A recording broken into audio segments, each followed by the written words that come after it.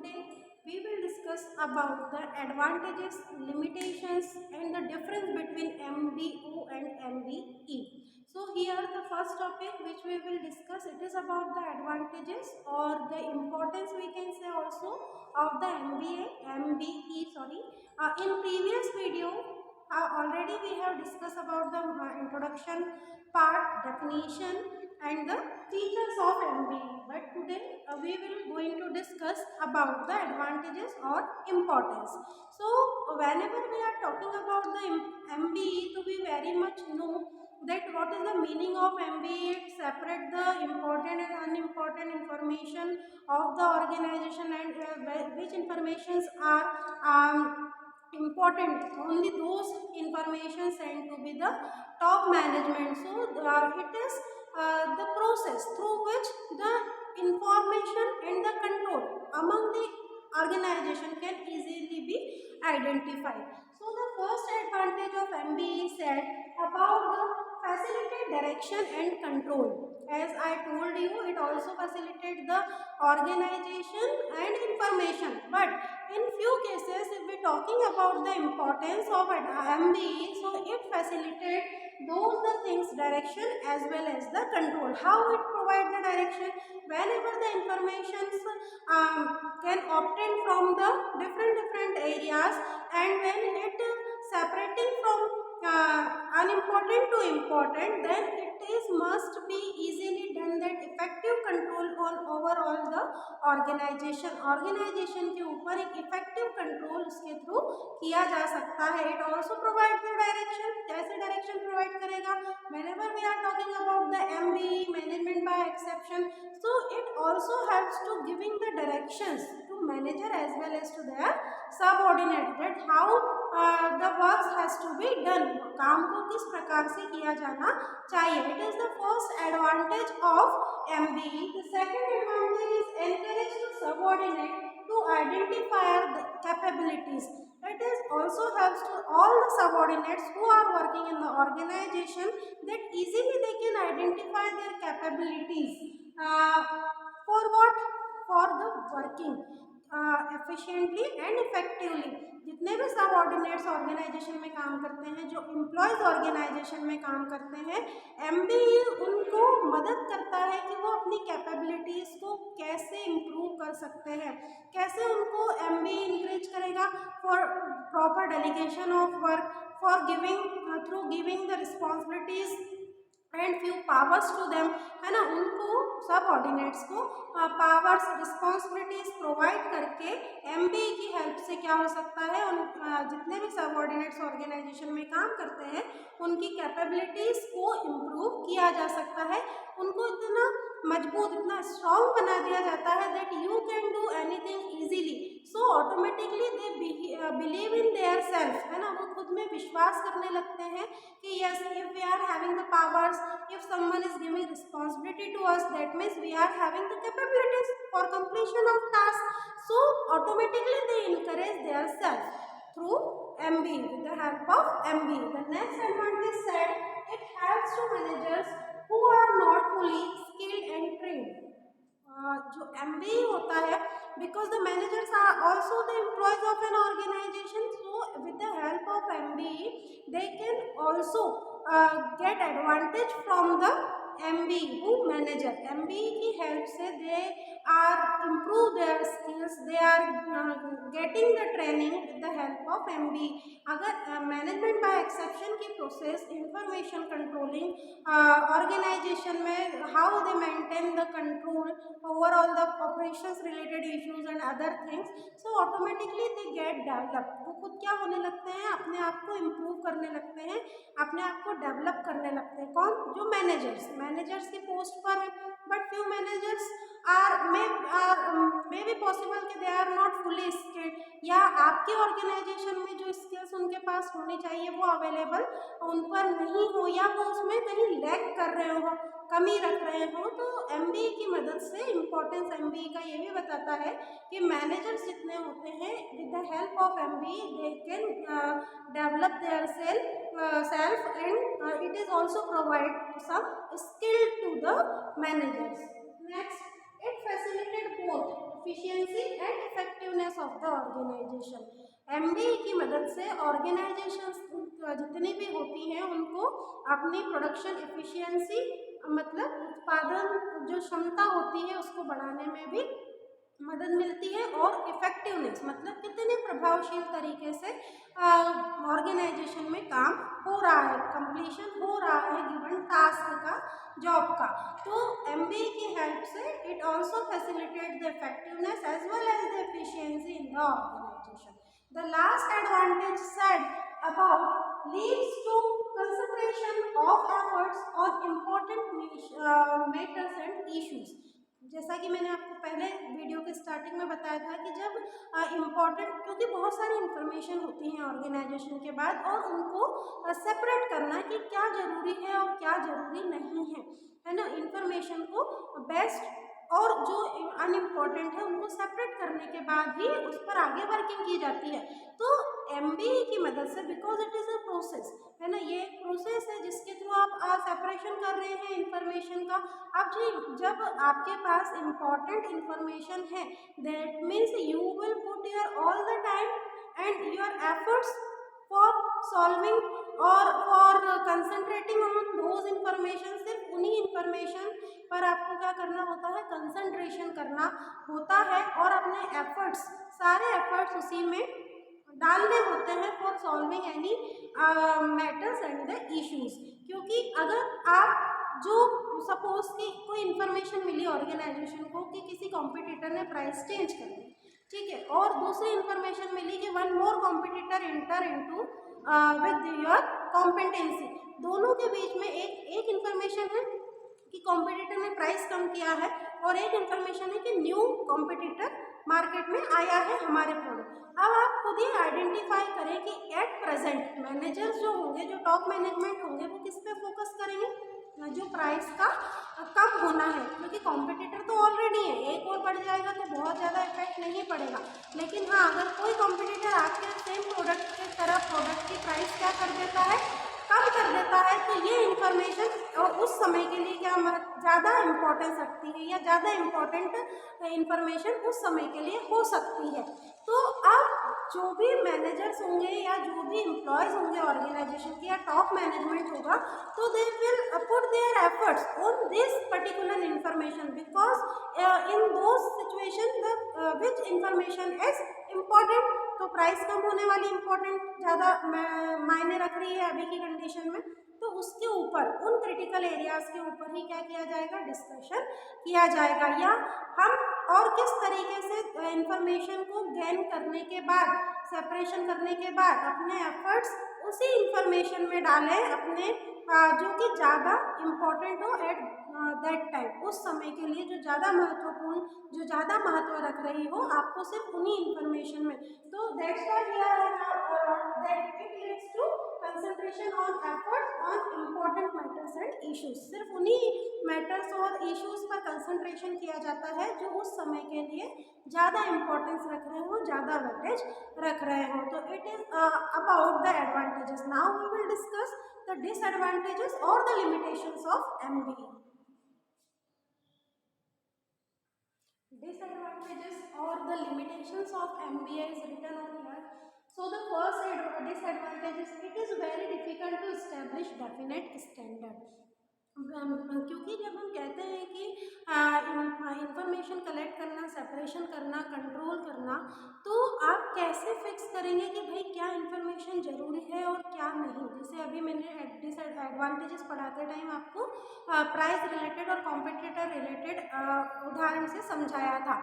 तो अब ऐसे स्टैंडर्ड को फिक्स करना जिससे क्लैरिफाई हो सके कि कौन सी इंफॉर्मेशन किस तरीके का इफेक्टिव कंट्रोल जरूरी है और कुछ नहीं, तो ये बहुत डिफिकल्ट टास्क हो जाता है किसी भी ऑर्गेनाइजेशन के लिए कि एक पर्टिकुलर स्टैंडर्ड को फिक्स करना, और स्टैंडर्ड को फिक्स करने के बाद तब हो जब आप इंफॉर्मेशन और कंट्रोलिंग के रिगार्डिंग बात कर रहे हो, तब उस स्टैंडर्ड को फिक्स करना क्या हो जाता है, बहुत डिफिकल्ट हो जाता है कि how you identify which is important and which is unimportant, कौन सा मैटर इम्पॉर्टेंट है, कौन सा इम्पॉर्टेंट नहीं है। तो for establishing a particular standard in those situation it leads to be or it creating the difficulties of the MBA. That's why it is the first disadvantage of MBE. Now the second, not all subordinates are skilled. Risk for committing mistake while performing the job, because the employees, those who are working in an organization, it is not compulsory that all are having the particular skills, या सभी वो उनके पास सारी skills हैं, वो particular trend है, बिल्कुल proper they are engaging in their task. क्योंकि कई बार ऐसा होता है कि जितने भी सबऑर्डिनेट्स हैं, if they are not fully skilled, अगर उनके पास सारी कलाएँ स्किल्ड नहीं होती है, if they are having the lack training, अगर वो खुद कम ट्रेंड एम्प्लॉयज या सबऑर्डिनेट्स हैं, तो ऐसी कंडीशन में क्या होता है कि whenever they are performing the job, तो it is risky, because definitely they will committing the mistake. तब एमबीए की सेकेंड डिसएडवांटेज क्या कहता है, तब ऑर्गेनाइजेशन के लिए वो बहुत ज़्यादा रिस्की हो जाता है, क्योंकि अगर कोई स्किल्ड एम्प्लॉय नहीं है, कोई स्किल्ड सबऑर्डिनेट नहीं है, प्रॉपर ट्रेंड सबऑर्डिनेट्स नहीं है, तो definitely they will make the mistakes while performing the job. उनसे मिस्टेक होगी, उनसे गलती होगी जब वो किसी भी जॉब को दिए गए जॉब को जब वो परफॉर्म कर रहे हो, जब उस काम को वो कर रहे हो, तो ये होने की संभावना बढ़ जाती है कि उनसे गलतियां हो, उनसे मिस्टेक हो। और मिस्टेक का कारण क्या है, because they are not fully skilled और trained employees. Third disadvantage set it emphasizes on delegation of authority, which criticized by many of a superior, because MBA is always believe in the delegation of authority, as I told you। क्योंकि MBA की मदद से क्या होता है कि जो authorities होती है उसको डिफरेंट सबऑर्डिनेट में क्या कर दिया जाता है, डेलीगेट कर दिया जाता है। सेकेंड डिसएडवांटेज हम देख ही चुके हैं कि हर सबऑर्डिनेट क्या नहीं होता, स्किल्ड नहीं होता, ट्रेंड नहीं होता। तो कई बार एमबीए की आलोचना, क्रिटिसाइज होता है उन सुपीरियर की तरफ से जो बिलीव ही नहीं करते डेलीगेशन ऑफ अथॉरिटी में। वो क्या मान के चलते हैं कि सारा काम जो है वो एक ऑथोराइज पर्सन के थ्रू ही होना चाहिए। अगर आप डेलीगेट कर भी देते हैं, जो कि डेलीगेशन ऑफ अथॉरिटी पूरा टॉपिक हमने पढ़ा हुआ है, तो कुछ सुपीरियर ये भी होते हैं कि डेलीगेशन ऑफ अथॉरिटी में बिलीव नहीं करते। और जब एमबीए की हेल्प से डेलीगेट किया जाता है अथॉरिटी को, तब एमबीई को क्रिटिसिज्म झेलना पड़ता है सुपीरियर की तरफ से, because they are not just believing in the delegation of authority. It was the third disadvantage. Now next, it identifies well-defined communication which already has some obstacle, because it is believing in the communication process, because whenever you are taking the information, you are providing the information to the other level, so it has some obstacle also. Last disadvantage, it may not be easy to identify deviation। जैसा कि मैंने बताया था कि हम कैसे identify करेंगे कि क्या इम्पॉर्टेंट है, क्या इम्पॉर्टेंट नहीं है, यही इस डिसएडवांटेज को क्लैरिफाई कर रहा है कि it is not to be easy identify deviation, which thing is important, which is not, which information is kept to be secret, which is must essential for an organization, how you make the deviation in between those situation। तो ये disadvantage है MBA का, last limitation के नाम पर भी exam में पूछा जा सकता है। तो यहाँ पर यही बताया गया है कि किस तरीके से एमबीए की खुद की भी अपनी क्या है, लिमिटेशंस हैं, खुद के अपने डिसएडवांटेज हैं। Now we will discuss the difference between the MBO and MBE. Here more clearly we can understand with the difference of MBO and MBE। तो ये समझने के बाद आपको बहुत अच्छे तरीके से समझ में आ जाएगा कि MBE क्या है और MBO क्या है, management by objective and management by exception. So first of all students, it seeks participation in management. जब भी हम बात करते हैं MBO की, So it is the principles of the participation of management, because always MBO is giving the chance to their subordinates for the participation. MBO की मदद से सबऑर्डिनेट्स का पार्टिसिपेशन क्या किया जाता है, ऑलवेज बी इनवाइटेड, हमेशा इनवाइटेड होता है, वो चाहे प्रॉब्लम सॉल्विंग के लिए हो, सजेशंस के लिए हो, व्यूज आइडियाज एनीथिंग। तो it seeks to be the participation of the subordinates. पहला डिफरेंस क्या कहता है MBO और MBE के बीच में, और इसमें क्या है, इट सीक्स मैनेजरियल कंट्रोल। यहाँ पर पार्टिसिपेशन की बात हो रही है किसमें, MBO में, और MBE जो है, जो मैनेजमेंट बाय एक्सेप्शन है, it seeks to the managerial control. यहाँ पर बात होती है कंट्रोलिंग की, किसके कंट्रोलिंग की, among the organisation, how the superiors are spreading the control all over the organisation, किस तरीके से मैनेजरियल रिलेटेड एक्टिविटीज पर ऑर्गेनाइजेशन में सब सुपीरियर्स की तरफ से कंट्रोल किया जाता है। और MBE में जब भी हम बात करते हैं तो पार्टिसिपेशन की बात होती है। Next, joint efforts of the managers and the subordinates. MBO में क्योंकि पार्टिसिपेशन है सबऑर्डिनेट्स का, तो it is the joint efforts. किसके जॉइंट एफर्ट्स कहे जाएंगे, मैनेजर्स के और सबऑर्डिनेट्स के, because the managers are always taking their suggestions and views.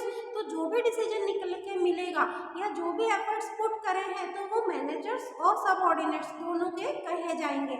लेकिन MBE में क्या होता है, it is just emphasise on the authority of the subordinates.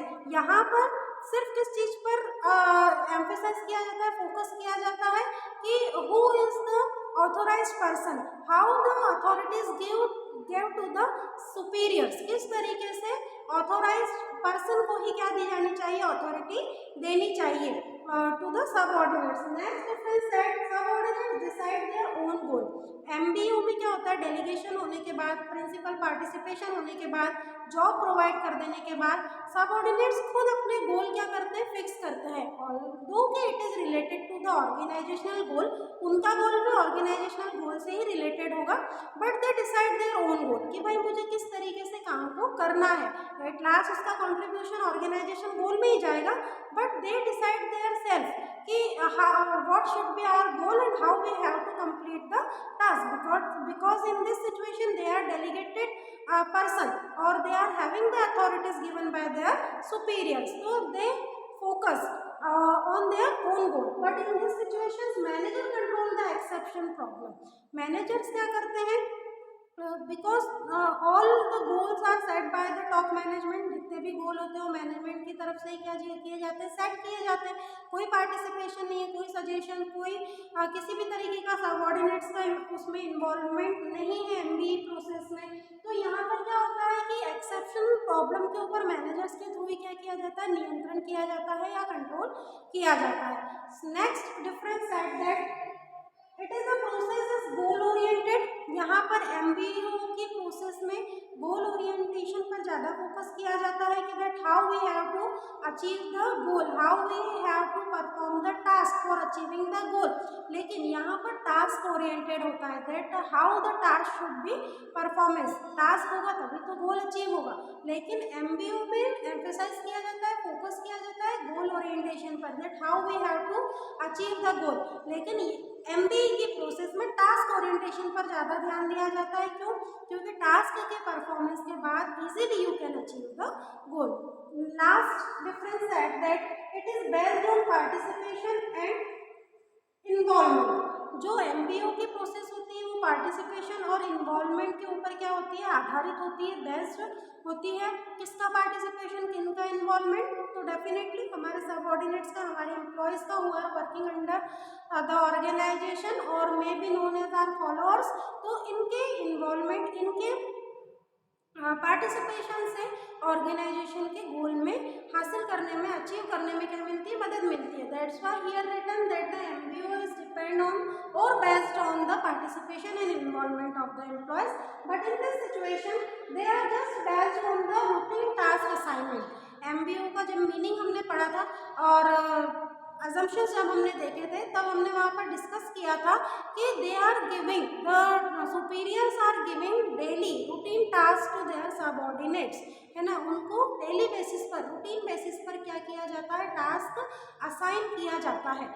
तो उनका जब टास्क असाइन किया जाता है तो उनके लिए जो लिमिटेशंस होती हैं वो सेम डे की होती है कि that you have to complete this task and same day, आपको सेम डे ही वो टास्क क्या करके देना है, कंप्लीट करके देना है। कोई सजेशन, कोई पार्टिसिपेशन उसमें मायने नहीं रखता, इम्पोर्टेंस नहीं रखता। तो this is all about the difference between the MBU process and the MBE process. This unit 4 is completed after the discussion of this topic. From the next video we will start our next unit, that is unit 5. Thank you.